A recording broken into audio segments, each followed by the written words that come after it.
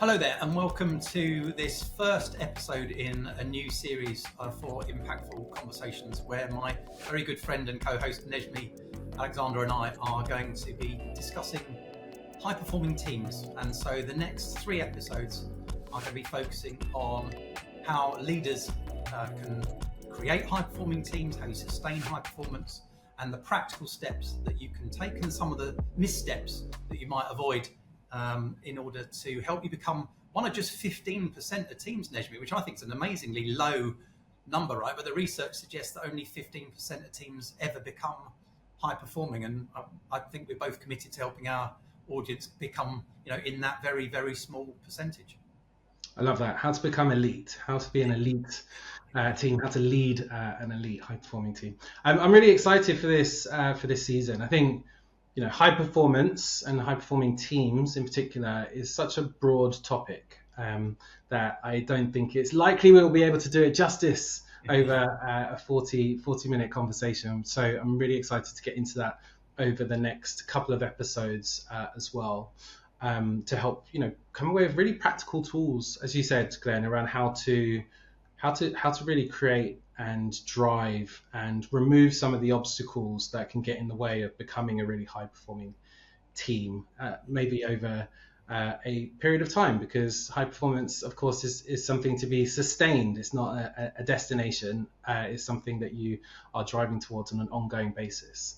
So we're going to explore. I'm really looking forward to getting into that. I think before we do that, though, I think it's really important to maybe set some parameters around what we're gonna focus on. What's the so what here to help our listeners to really come away with something valuable, practical, useful, that they can go ahead and put into place, immediately, ideally, to really drive high performance teams. So just before this conversation, we were talking about this and thinking about, okay, well, what's the focus that we really comes to life for us, and that will hopefully help you to navigate towards over this conversation. The first one to highlight, I think, is that actually when you're thinking about growing a high performing team, building a high performing team, sustaining high performance, as a leader, of course, it's really important that you're proactive, that you're proactively driving that, creating that. And so we'll talk a little bit about doing your focus being on the work on the team rather than 100% work of the team, right? So building the kind of muscles, the connectivity that really drives high performance across the unit that you're responsible for. Another area that we wanted to sort of highlight before going into the conversation is that actually, again, I think you may or may not be very aware of the literature, a lot of the research around the characteristics that drive high performance. Trust is often a common one, like clarity, cohesion. But actually, what I think is a really important area for us to look at and explore is what can we do as leaders to sort of be very proactive around tackling the things that can erode those characteristics from being present, especially in a world now where we've got remote teams, hybrid teams.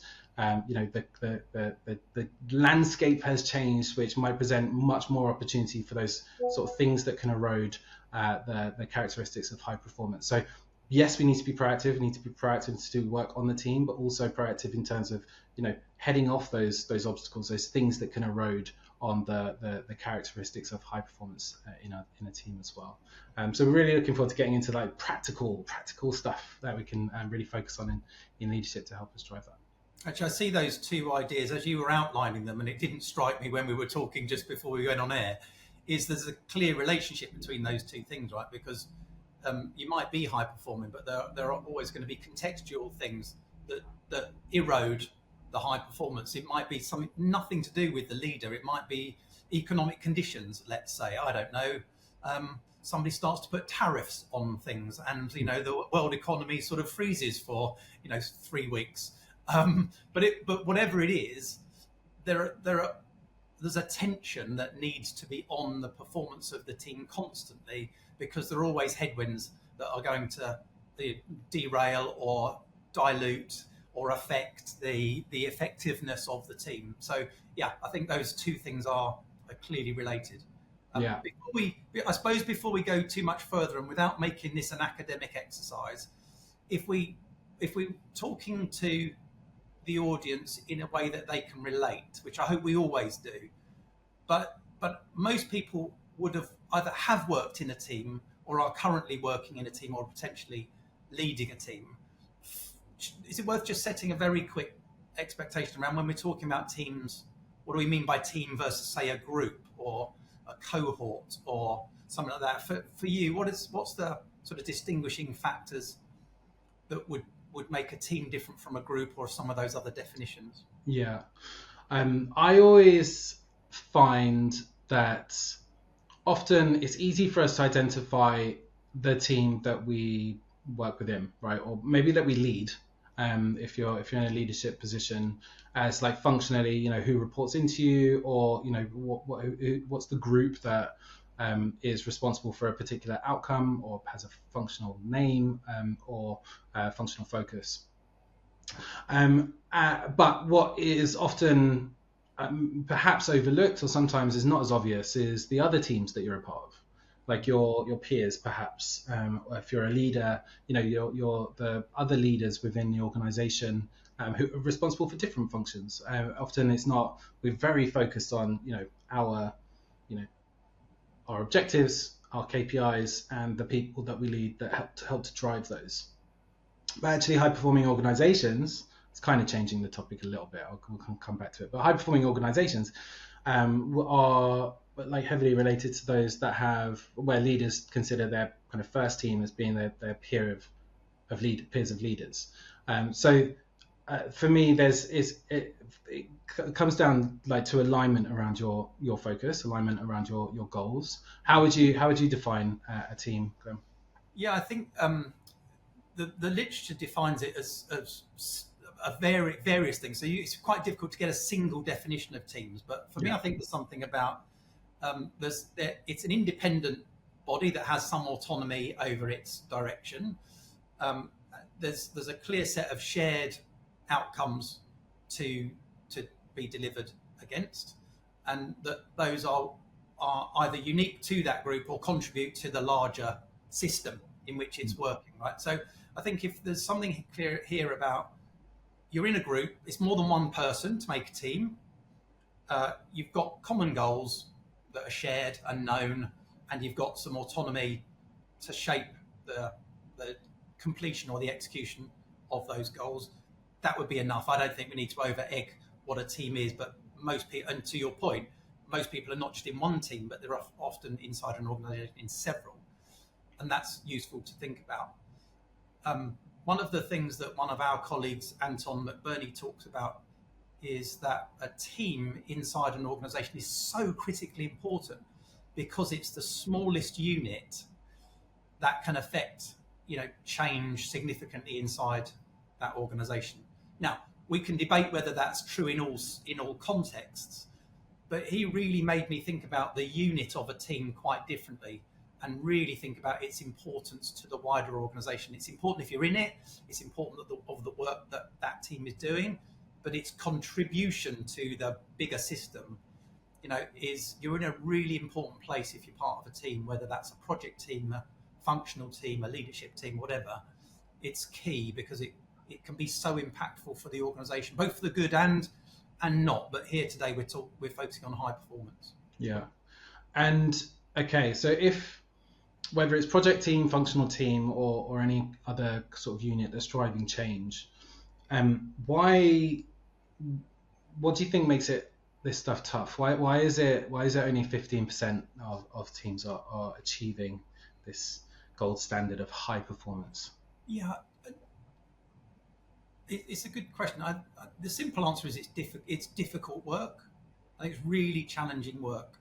I think the broader challenge, and we come across this a lot in the work that we do, is if we think that there's been a pretty low investment in leadership development, leaders being able to develop other leaders or leaders being able to develop talent, I think there's almost no investment in how a leader develops a team to high performance. So actually, when you talk to most leaders, the reason we get the chance to go in and work with them and their team is there is a skill to that, and you need to know what parts are important and what parts are not important. I'm not saying there aren't leaders who don't produce brilliant teams, by the way. I'm saying that some of that is innate, some of it might be learnt.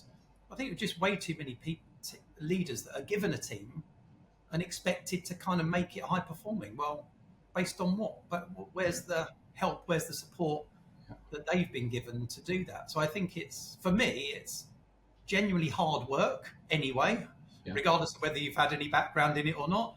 And two, lots of people are given a team to take over to drive towards high performance, but without any of the skills and support to do that.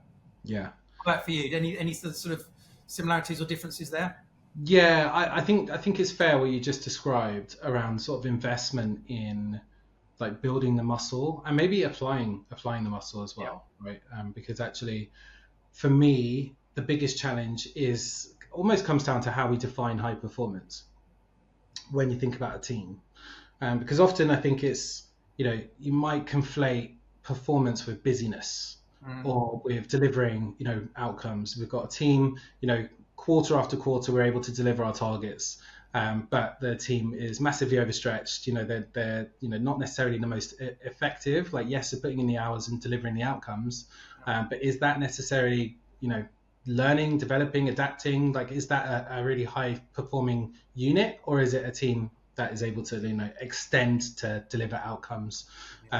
You might look at that and think, oh, that's high performance. The way in which we're delivering results is high performance. But actually, again, versus the kind of literature, if the characteristics of high performance are not necessarily present in how the team operates, then can we really call that high performance? So for me, I think that's part of why it might be so difficult, is that we have very clear measures for whether we're delivering outputs or the outcomes that we're responsible for, perhaps. But it's less clear as to whether the way in which we're doing it, how we're doing that, is what we would typically describe as a high performing unit, where there's high trust, high cohesion, the team's learning, it's adapting, it's solving bigger and bolder problems quarter after quarter. I think it's a really, really important point, because you could be a leader who's got a high performing team that produces results all the time, but as you said, the team themselves are disengaged. Nobody's learning, nobody's sharing information. It's kind of almost by luck rather than judgment, or just pure sweat and grind.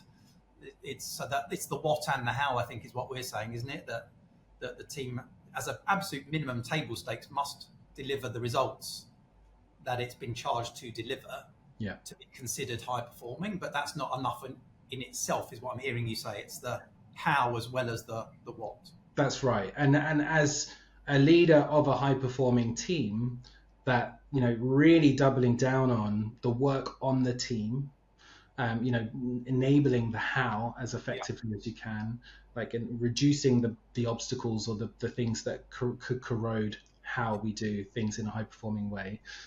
That's the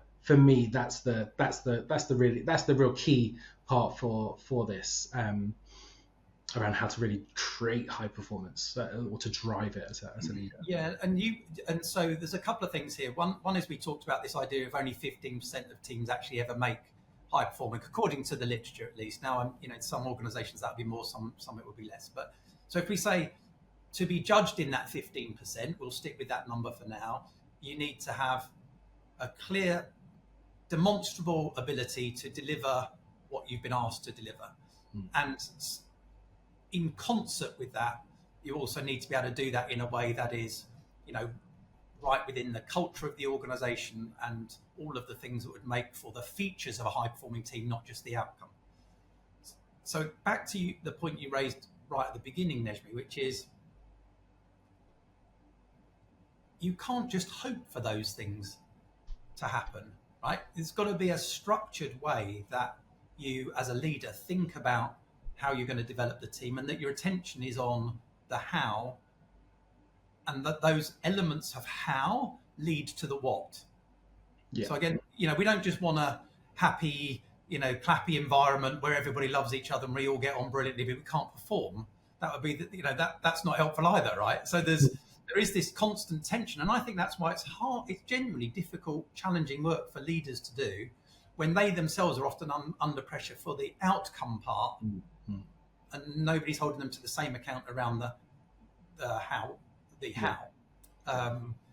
But maybe again, no surprise that to draw from the same piece of literature, a brilliant piece of work by some authors that was published as a CIPD piece of article, which we can share in the show notes, talked about it's not just 15%, but it will take you about somewhere between 6 to 8 months of concerted effort to get a team towards high performance. Again, I think leaders who are listening to this now should be mindful of that. It's both an ongoing process and not something you're likely to do just because you go for a nice away day, right? That's just an away day itself. Yeah, it's nice and might bring you some of the things that we'll talk about in a minute, but it's not going to suddenly convert you into a high-performing team. Yeah, I think that's fair. And I think it leads quite nicely onto thinking about, okay, well, how then, as a leader, how can you do the work on the team? How can you build the how across the team? Offsites, brilliant. That it might be a tool, and that is possible to spend a bit more time doing the work on the team. But actually, there's sort of a range of characteristics, let's say, that you would be wanting to embed, wanting to enable, wanting to ensure that they're not corroded. Trust seems to come forward through a variety of different sources in the research as being an important element of driving a high-performing unit, high-performing team. Just thinking about the so what that we presented at the beginning, as a leader, what role do you feel a great leader plays in enabling trust and some of the other related characteristics within a high performing team, and also what can they do to avoid it being eroded? I think one of the things that we should establish from the get-go is that there is what technically referred to as the nominal leader of the team. So the person that's got the status, got the title, has it on their business card, they are the named leader, and they've got all the accountability, by the way, that goes with being that particular person. But I think one of the things that leader can do really well is share the leadership across the team, which demonstrates trust in the team, for one, but it also takes the burden off of them having to do all of the leadership of the team. And I don't think high-performing teams get to that level if it all has to funnel through the nominal leader. So I think there's a really important role that they have in distributing leadership where the talents and the appropriate talents and skills lie inside the team. So I would say as a get-go, I'd sort of be thinking as a leader, who have I got in my team? Have I got the right people in the right seats? What skills have they got? And how can I draw them into leadership of parts of the work that we're doing, both the output work and the how work? And how can we engage everyone at certain times in stepping into a leadership role for the benefit of the team? I think if you can do that as a leader, and you can get over your own ego, or you can get over some of the status requirements, and you can let go some of that control, you are accessing maybe 8 more people than it all having to come through you. I'm making 8 up. I don't know whatever the size of your team is, but you've got multiples then, rather than it all having to come through a single source. Does that make sense? Yeah, absolutely. I always think of leadership. The critical challenge in leadership is how can you scale or multiply your impact? And what you've just shared there is exactly a tool for that, right? How can you relinquish a core function of leadership? I don't know, leadership isn't a function of leadership. Also, I don't know, autonomy, or taking responsibility, ownership for presenting challenge or presenting different ideas or driving actions forward.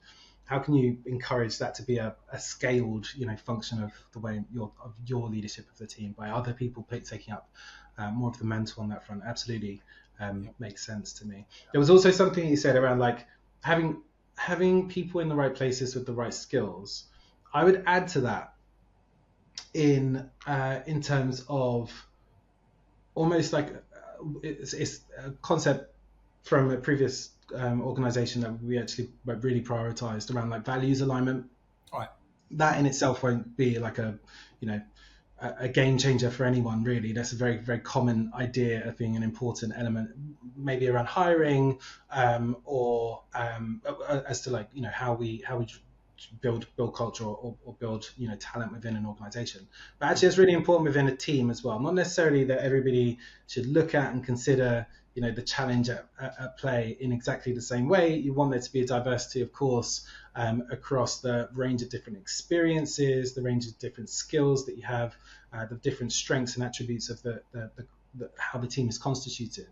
But for there to be an alignment around what we consider to be important. And the reason for that is that actually once you can drive to getting the team to a shared, again, cognitive alignment, right? Alignment around like how we think about the challenge at play, or how we think about what we exist to do, or the mission of the team or the organization, that can then really drive like you just described, shared ownership, really like innovation and problem solving, again that kind of collective connection around like the problem that's at play, what we're trying to drive, can really drive through and again foster again shared trust, right? Affect-based trust, because we all know that we might have differences of opinions, we might have differences around how we think the right way forward should be, but actually we fundamentally agree around what's important to us as a collective, so we can work through those challenges with the knowing that we have trust in one another as to like how we think. I think that's a really important component. It's something that I drove in a previous team and that really worked. I mean, it was in a specific environment where we were looking to drive. It was like a new team and drive like genuinely operating in like an innovative, in inverted commas, we were building like a new product and delivering it with a range of different sort of skills and experiences from different backgrounds. No one that we hired into the team had done the job before. Right. So that's not very, very common in that respect. But it was a brilliant test bed to put into practice some of these ideas around what drives high performance. And for me, I would kind of proxy to that one as being one of the most important characteristics, or one of the most important things to focus on, to really drive the later characteristics of high performance, if you can really focus on that up front. I couldn't agree with you more. I think that you've named sort of mission, purpose, values. I think having a shared understanding of those and being really aligned behind them. You use that word a couple of times, and I think that's often the challenge for leaders is, if you went to speak to the 8-10 people in your team, would they all say similar things about what the mission is and what the values are of the team? And the closer that, the more coherent and cohesive the response is, the better chance I think you've got of getting to where you want to get to. And it's easy to, again, if you're not attending to those things frequently enough, to your challenge to both of us, which is, how do you stop people going off the rails with those things or diluting the impact? I think one of the things is come back to those things relatively regularly, and discuss them as a team. It's not difficult work in that sense. It's difficult to find the time for it often. It's difficult to facilitate the conversation maybe. It's not actually a difficult process in the sense that let's come back and just make sure that we're all aligned. I love using this. I think I might have used it on the podcast before, so forgive me for repeating myself, but I hope it's a metaphor that would help leaders of teams really land this point. I'm a terrible golfer. I can't remember if you played golf, Nejmi. I'm terrible is not the right description. And More hyperbole, yeah, more negative hyperbole for that one. I have swung a golf club before, but Right, it's right. fair to call me a golfer. But you would get the concept, right? That if you swing a club and all things being equal, if the club face hits the ball square, that ball will go 200 yards and land broadly where you want it to. The club face doesn't have to be off by very many degrees for the ball to land nowhere near the target. By the way, way more similar for my kind of golfing result. And I think that's maybe a helpful image for leaders to hold on to, which is, is the club face connecting with the ball? In this case, is your team aligned fully and tightly behind the things that you've just outlined as important: mission, purpose, values, ways of working, behaviours, whatever they are? And the more aligned they are, the more chance you've got of getting to the destination that you're looking for. If not, it becomes a very diffuse effort. And harder to get to where you need to. I like that. It feels like there's a just coming back to that kind of so what framing that we thought of. That actually that offsites or regular. It doesn't have to necessarily be a sort of a big whole day thing that happens once infrequently, but that is a tool that's possible. It's also regular interactions. There might be a weekly team meeting, whatever the right cadence is. That actually it might be more advantageous to use one of those forums where you get everyone together, but to apply this thinking to doing like more of the work on the team, let's say about like operationally, how have we delivered or what have we delivered, but actually creating a bit more space to engage on alignment, clarity, cohesion, so that as you look ahead into the next week or quarter or whatever it might be, that you've got that course correction, right? That those degrees of that can get in the way, those degrees of error, let's say, can be kind of reduced. I really like that as a very practical, almost a call to action, right? That actually, like, how regularly are you having these kinds of conversations? I think it could also be maybe misleading. I certainly have felt that in the past, that you've shared a message, you've had that conversation that happened 3 months ago, 6 months ago, and it feels like that was recent and it's done, but things have changed. Members might have left or joined, and actually there's everywhere along the way there's risk for some of those things to be eroded. And so it's useful to come back and ensure that you are aligned, that you're building on the reflections or the changes over that period of time, creating honest discourse to ensure that kind of sense of safety, that sense of trust, can continue to be fostered, that it doesn't.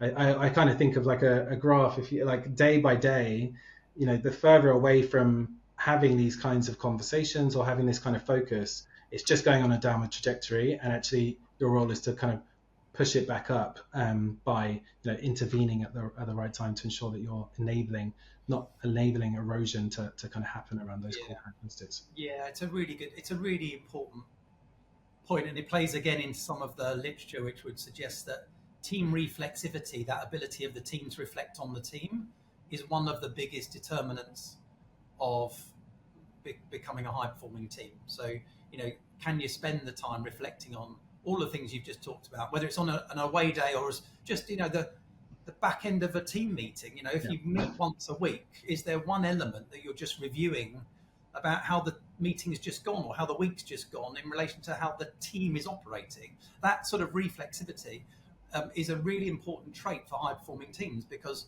if you've spotted something that needs improvement, you need a mechanism to help you spot that. And those sorts of meetings, whether they're away days or systems that you put in place for the team, are really key, and they will be the thing that help you sustain high performance once you've finally got there. Because it's to your point, you don't have to. I mean, 3 months, it might be 3 weeks, it might be 3 days that something's happened. That means you've eroded some of that performance. So you need the mechanisms in place. We're talking of that, and I want to sort of link it to this idea of virtual teams. Yeah, I was just thinking the same thing. Maybe also talking specifically about trust in virtual teams, but we can talk about trust generally. But I also want to link that, because we've got global teams, or not even global teams, teams in the same country, but nobody's coming to the office. Let's say, as an example, what do you see as the impact of that virtual environment on the challenge of building a high-performing team first, before we maybe get into some of the ways of addressing some of that? But do you see that as acutely more difficult to build a high-performing team, for example? Without a doubt, I see the impact as being massive, right? Like, and I'm not saying that as like I'm absolutely an advocate for hybrid and a very different way of working, 100%. But that doesn't change the context that it is invariably harder to maintain the characteristics of high performance in a hybrid or in a remote setting.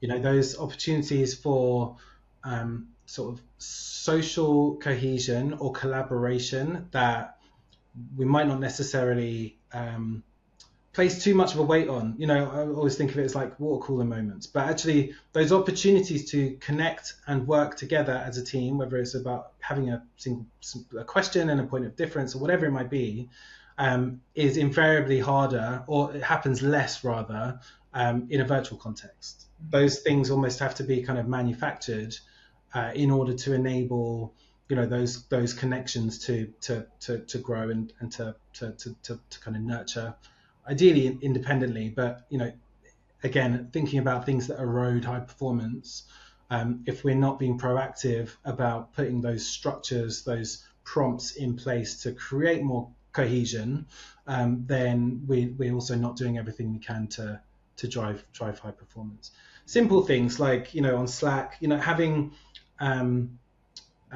norms around how you use instant messaging, for example, and encouraging again safety in that setting, by making sure that everybody's clear on how best we can use it. That actually there is of course functional things that we can share, questions that we can pose, but the social cohesion elements that we know are important for trust, to kind of affect-based trust to be present.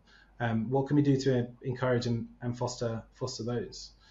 How can we make sure that we are also creating space for that kind of human connection, maybe at the top or tail of team calls, or even having just a space.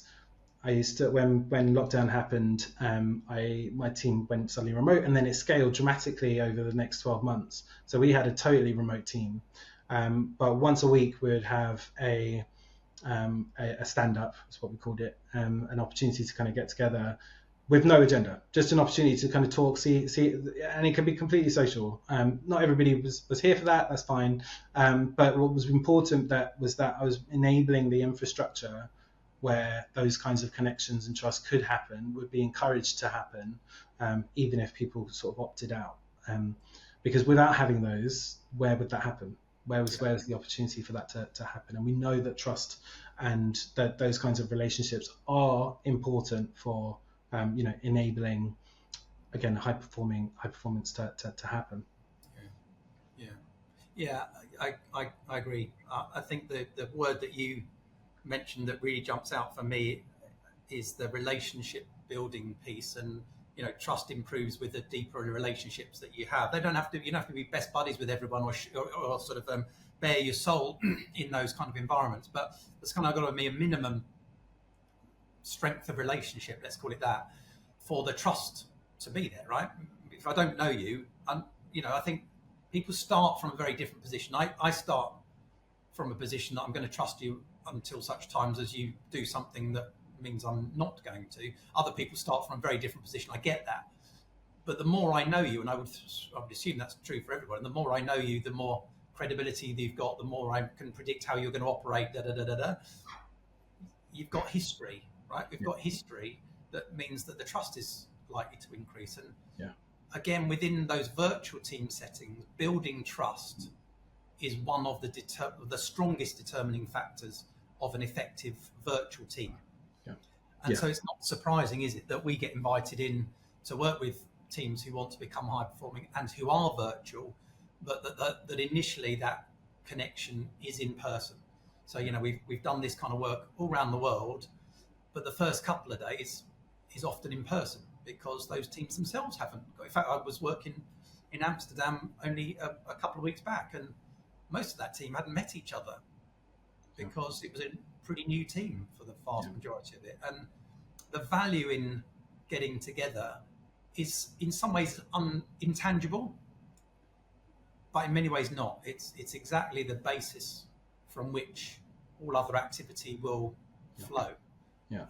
Now, you probably both work with. I mean, Exigence itself is a largely virtual team that very rarely gets together. But I just picked up on something you said because I hadn't really thought about it until you just said what you said, which is I think we spend quite a lot of our meeting time, particularly up front, reconnecting on a human level. And sometimes, if I'm being really honest, I'm thinking, should we just sort of get going? Yeah. But I'm constantly got this voice at the back of my head, which says it might not be important to you or as much as, as important as it is for other people, but it is important, full stop. So to skip over that part and just is a trap. It's an absolute trap. And I think leaders need to take a step back, and I count myself very much in this, and go, what's happening here and why is this important? And why do I need to let it happen, or at least enough, because it's about the how of the team, not the what. Yeah, totally agreed. And I'm the same. I would say I have a high task orientation. So in a group setting, if we're talking about the weather or whatever it might be, my default is I don't think this is that important. But that's not true for everyone. And actually, as a leader of a diverse unit of people, it's really important that, again, you're proactive in fostering the opportunities, the spaces for those moments of, again, affect-based trust to show itself, for people to connect on a human level, whether that's virtual or in person, because of what it leads to, right? Like we know that when trust is present, there's more psychological safety, people are more willing to challenge one another, they're more likely to take on accountability, like to drive accountability with one another as well. I think that like you described, kind of building leaders in a team, actually that is when people trust one another, then they know that they can do that and be held in good faith. And so, that's another important distinction that is important to be kind of present for that we want to really drive and foster and nurture. And also the other side of the coin, like when trust isn't present, and I've seen this in organizations, in team cultures as well, where you start to see some of those traits around, like gossip, things happening outside of, like low levels of commitment in the group setting, but then outside people are, then taking their kind of reservations or challenges, talking along the side and undermining, the conversation that just happened or whatever it might be, where, decisions are shared by the organization or from the leadership or whatever it might be. And there's really real resistance to it because people only are filling the rest of the story, let's say, with their own narrative. And for some reason, we have a nasty habit of finding the worst case stories often to fill the gaps when trust isn't there. And so, as a leader looking to drive real high performance, if you're seeing any of those, people challenges or cultural challenges within the team or within the organization, it's really important to ask yourself, well, what am I doing or not doing that could be, that could have discouraged these kinds of behaviors from showing themselves. And actually often the root cause is again around trust. Like, do we trust one another? Are we holding each other's, decisions and sometimes where we fall short, are we holding that in good faith? Or are we kind of wasting a lot of time and energy because some of the kind of constituent parts of high performance are not present? I think often that can be hard to locate, but is a really useful sort of self-exploration to consider. Yeah, it's again, you've just sparked, as you so often do, you've just sparked another thought for me on trust, which is particularly relevant to both virtual teams and teams where there's a lot of interdependence. So where there might have they go off and work in smaller groups. Trust's absolutely key. I think you, as a leader, you would recognise that trust might be low when you've got a newly formed team or lots of new people joining a team, or maybe two teams coming together, let's say. So trust might be low there, and you would expect that trust improves over time. One, I think that's a trap to assume it's going to happen, to your point. Secondly, you can create opportunities for that trust to be ramped up really quickly. We do some exercises with teams, but just sharing, to your point, sharing some personal stuff, however much, and again, this is not about bearing souls and things. It's just about getting to know each other as a human being by being open, both about stuff inside of work, but outside. That trusting, and having set boundaries around the psychological safety, etc., really important. But if you've got teams that are virtual or that do a lot of work in small groups and then come together, there's got to be a high level of trust that I trust that group to go and do what's right for the good of the team, and we're doing that virtually, by the way. So then you've got twice as much of a challenge. Your point there around, is the leader on it, and is the leader challenging that where they see the culture of trust is being eroded? Definitely. And how can you proactively, again, this comes back to this repeated theme today. Are you attending to those things proactively and trying to cut them off at the pass? Not to say that moments won't arise, but the more you attend to it as the leader, consciously and actively, the less chance there is of the team going off the path to high performance, I think. Yeah, I love that. So it feels like we've covered some really great ground around what I think we've got another 2 days worth of podcast to do. Yeah. Just big topic. I mean, just to bring it home, I guess, what do we think then? What's the so what for people to take away and put into focus? What could, as leaders, where should we be focusing to do the work on the team to drive high performance or avoid the corrosion of those things? I think in the same way that we think about organizations having a culture, leaders can create a team culture themselves. Not on their own, because they'll need the help of the team. Yeah. But you could set your stall out and say, we're going to build a high performance culture for this team. How are we going to do that? Ask the question, leave it open, get lots of feedback into it. The simplest way I've found, or not the simple, a simple way of doing that, and here's a little exercise that leaders could go away and do tomorrow, is just ask everyone at the next team meeting, what's the highest performing team that you've ever been on? Okay, got it in your head? Great. What was it that makes you think of that team when you think of a high performing team? Now, that's not rocket science. I'm not suggesting it's even my original idea. Of course it's not. But even in that, people beginning to think about what are the elements that would need to be in place for us to be high performing from my experience can be massively powerful, because now you're co-creating high performance together, rather than the leader saying, I want it to be high performing and it looks like, and this is what that looks like. So I would say that you could do that tomorrow. You could do it on next week's team meeting, whether you're virtual or in person, and spend 20 minutes just thrashing that out. Yeah, I think that's brilliant. It's so important to co-create these things. So if you're talking about identity, then that has to be shared. And what you just described, I did an exercise before, basically exactly the same. I called it culture crush, because you're thinking about other teams, other cultures that you have a crush on. So it's a nice little mental nod. What else though for you, Nejmi? You've had raised so many points over the podcast. If you were going to offer, leaders of teams that are listening to the podcast, a golden nugget to take away, what would it be? There are so many different models when it comes to high performing teams. A really simple one that I have come across is from Google, the Project Aristotle stuff, and he talks about psychological safety and clarity and dependability. There are 5 characteristics, but actually just doing this as an exercise, with a facilitated exercise with the team, to just say across these 5 characteristics, where are we at today? Let's bring that together. Everybody share that.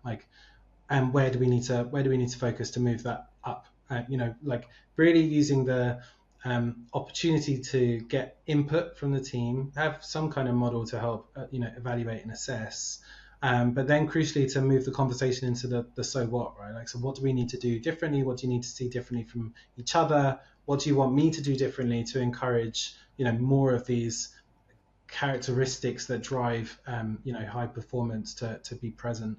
And again, you can choose. There are multiple models out there for how we define the characteristics of high performance. That's an example, but just taking whatever model you feel it really resonates for you, but actually using that as a basis to get into a conversation around where are we at and what do we need to do differently.